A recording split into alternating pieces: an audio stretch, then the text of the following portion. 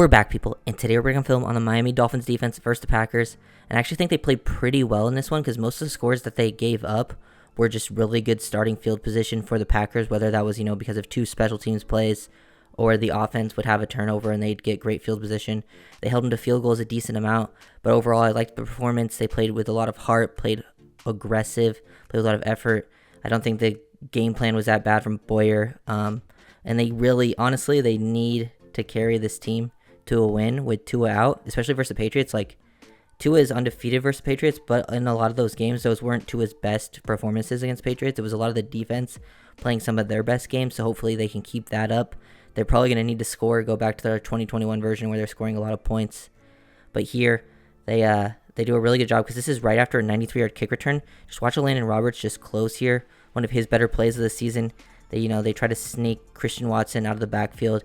Dolphins are in a version of cover 0, but no one's like in actually man. They're just passing this off. Once he sees 9 come out, Van Ginkel and Kohu both get into the curl flat. And honestly, since they both covered him, they almost leave Cobb just wide open into the end zone.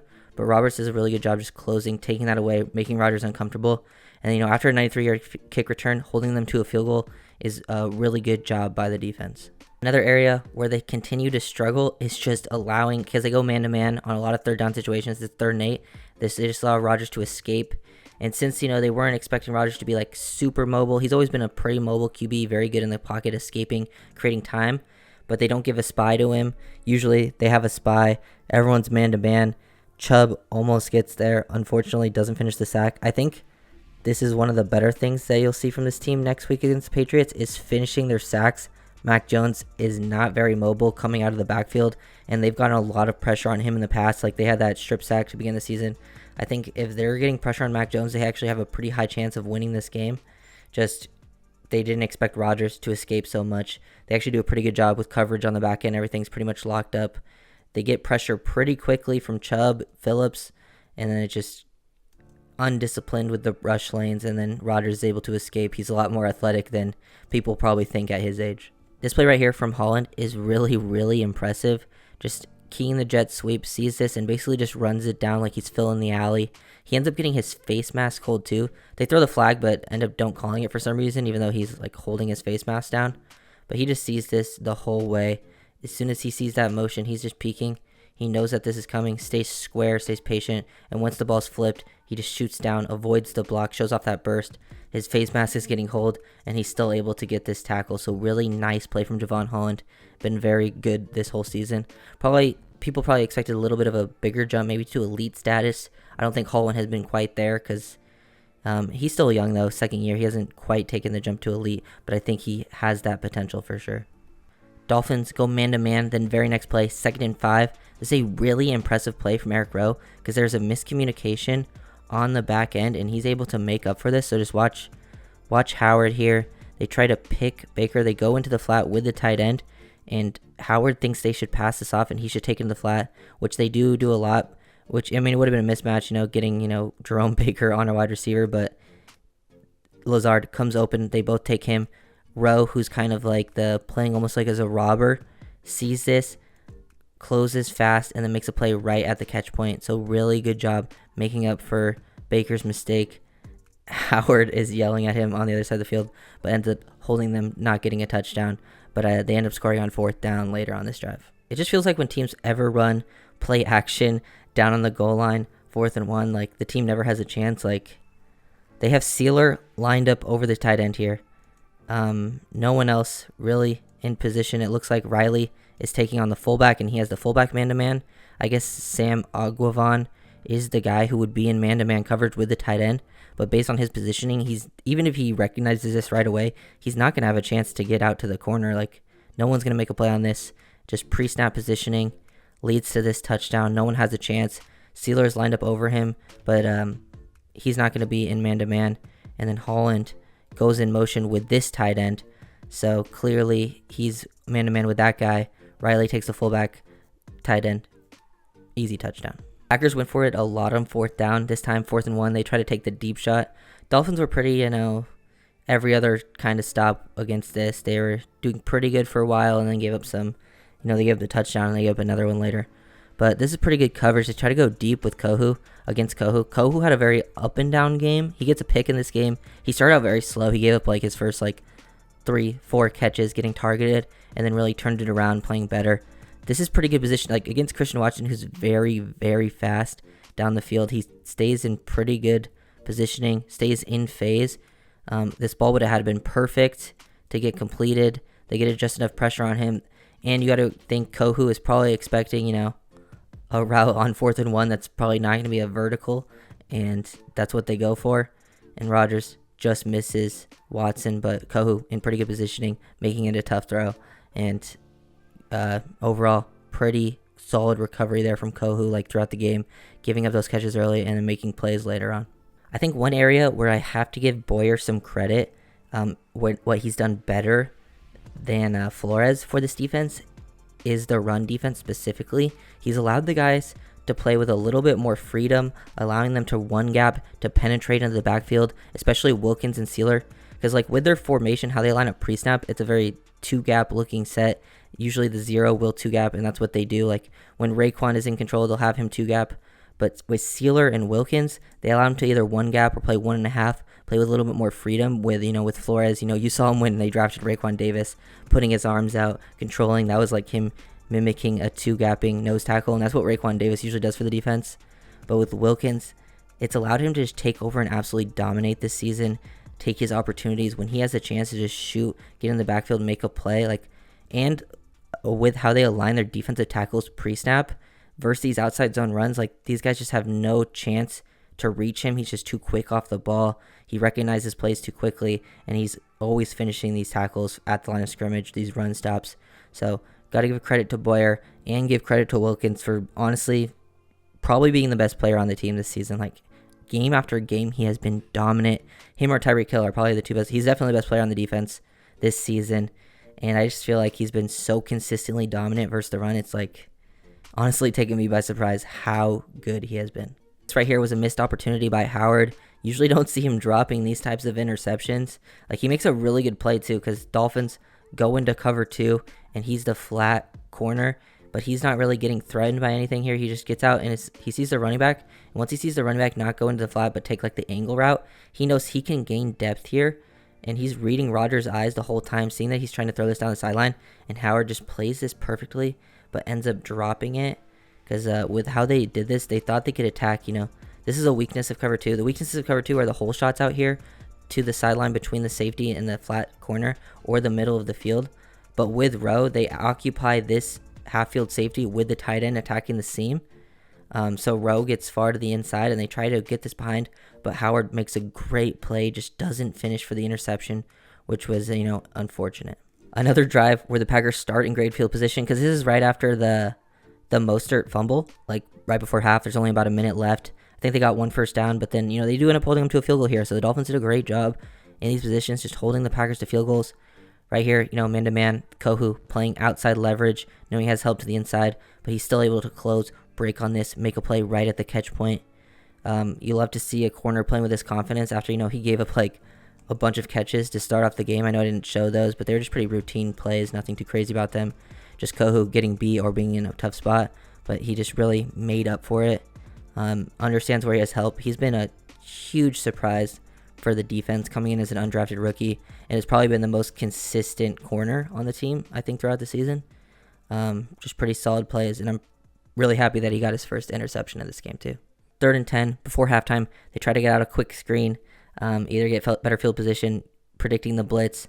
Dolphins have given up a lot of, you know, 3rd and long screens for first downs for some reasons. But, you know, just watch Wilkins, lined up as a 0, and he's been making plays like this all season. Just hustle, high effort. It's really, really impressive. Like, I just love watching Wilkins play week after week. He's just making plays, just gets down. And a lot of times when you see a defensive tackle, like, coming with this amount of speed, attacking someone behind, like Rowe does a good job beating his block, forcing him back to the inside to this help. A lot of times in this situation, receivers will fumble.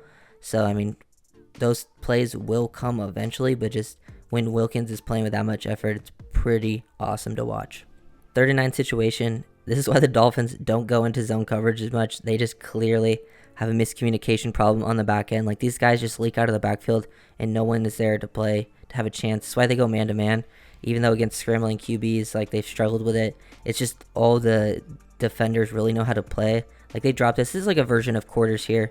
But Howard, is matching the tight end going this way, he follows it, and then this guy just leaks out of the backfield. No one sees it coming. I mean, this is either on Rowe to see this the whole time, eyes on it, and then go, or Howard, Rowe should pass this off. Rowe should take this tight end right here.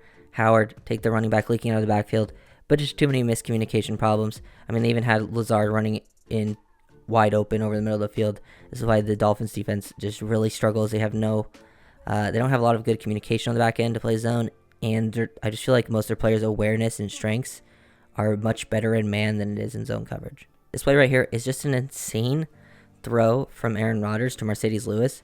I mean, first of all, the McDaniel should have thrown the challenge flag because this ball was incomplete. By how the rules are now, the ball moved when he hit the ground, and the ball hit the ground. It would have been called an incompletion, but they didn't challenge it. But just look, like, this throw from Rodgers is absolutely insane how he flicks this, gets this over the top. There's just nothing you can do against defense-wise. I actually think Rowe does a really good job recovering, making a play at the catch point, kind of forcing him hard to the ground, because that ball should have been incompleted, and now they score much easier after this because they give him a free 30-yard play down the field. While the refs were definitely not helping the Dolphins very often in the first half, the second half they did get away with a couple penalties, especially either pass interference or holding on the defense. They go cover one robber here, and Kohu does get a little aggressive with his pushes here. Like, he probably could have got this without the push, but he gets his first career interception. They don't call the DPI. In this positioning, Holland down into a robber. They try to hit it with the throwback. Basically what the Chargers do with Herbert a lot. They roll him out to the right, throw this back to the left. See how it moves the middle field safety by rolling him out to the right. And right here, Kohu just gets a little too pushy. It knocks Lazard out of the way. He gets the interception. The ball was too underthrown anyways. And I mean, Kohu has just as much right to the ball as Lazard. He just didn't need to throw that extra little shove in there because that could have easily just been called defensive pass interference. But, love the big-time play there from Kohu. Excellent play here from Andrew Van Ginkel. Honestly, I need to see an Andrew Van Ginkel strip sack or touchdown off a fumble recovery next week against Patriots. I just feel like that type of play always happens against the Pats. I feel pretty confident in our defense because their receivers are nothing special. I think that our DBs can play pretty good man-to-man coverage. It just comes down to how much pressure can the front create on Mac Jones, and that will be the difference in the game. But right here, Andrew Van Ginkel is a very athletic guy. He makes a lot of plays versus the run, but surprisingly, he's pretty good as a curl flat defender. He just tries to gain depth here initially. He sees the play action. He recognizes this, sees nothing's really threatening him immediately. He knows Lazard is over here. He wants to maybe gain some depth in case something leaks out. Now he's just reading Rodgers' eyes. He sees he's going to throw it out into the flat. He just flips those hips. And he tested as like an elite athlete at the combine. And you can just see for his size how fluid he is, how he moves and then closes. And he's a very consistent tackler. So really, really nice play there from Andrew Van Ginkel. At this point, it's 20-20, 3rd and 10. And Dolphins defense gets a stop. They gave the offense a chance. Obviously, it didn't end up working out. Tua had that concussion that the team didn't know about. But good coverage on the back end. Good communication. Things are passed off here. Kohu passing off this route to McKinley. He's in a good spot to take this away. Everything else, everyone is in good position across the board.